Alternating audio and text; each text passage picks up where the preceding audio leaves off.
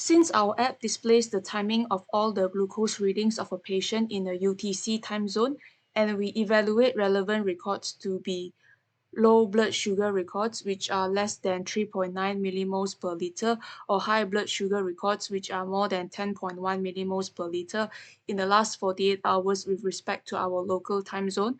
I'm showing this table which depicts each glucose record time in our local time zone.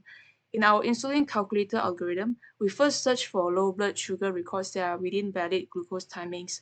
Since the demonstration was run at 1 p.m. and there are no valid low blood sugar records in the last 48 hours, the relevant glucose records will be 13.5 millimoles per liter since it is the earliest valid high blood sugar record that is within 48 hours.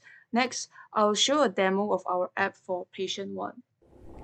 The first part of this web page displays the glucose records of patient 1.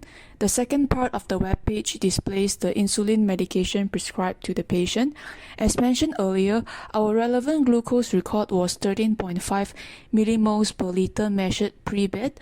In our insulin calculator algorithm, we find the relevant insulin prescription affecting this condition to be insulin glargine, a long-term acting insulin that is prescribed to be consumed pre-breakfast daily, having a dose of 20 units. In this pop-up box, you can see there is a table that takes the glucose level and the current insulin dose to recommend a modification. Based on our glucose and insulin levels, we look at the second row and first column of this table, which recommends a change of increasing 3 units to the insulin. So the resultant dose will be 23 units. For this patient 2 scenario, the app was also launched at 1 p.m., so a low blood sugar record 3.7 millimoles per liter was identified to be in the last 48 hours. Next, we will show a demo of our app for patient 2.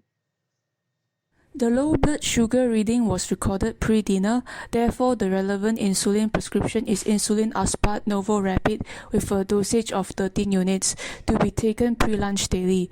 Based on the table shown in this pop-up box, we look at row 1, column 1, which suggests a reduction of 4 units, which results in a final dose modification of 9 units.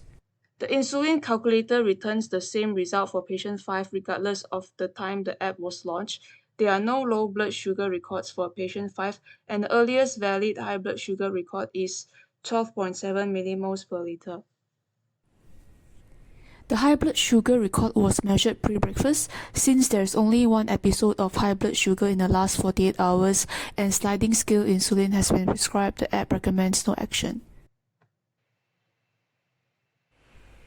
After the initial calculation result is displayed from patient data pulled from the FHIR server, clinicians are now permitted to recalculate by entering glucose values, glucose time, and type of modification.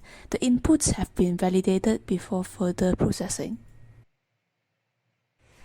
The modified glucose value, glucose time, and insulin dose modification will be displayed in the pop-up box once the recalculation parameters are submitted.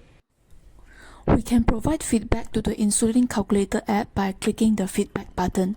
Then, a pop-up box will allow us to select the rating, type of feedback, and an input field that allows user to provide detailed feedback. Finally, once the submit button is clicked, an email will be sent to the IT team of the Royal Melbourne Hospital.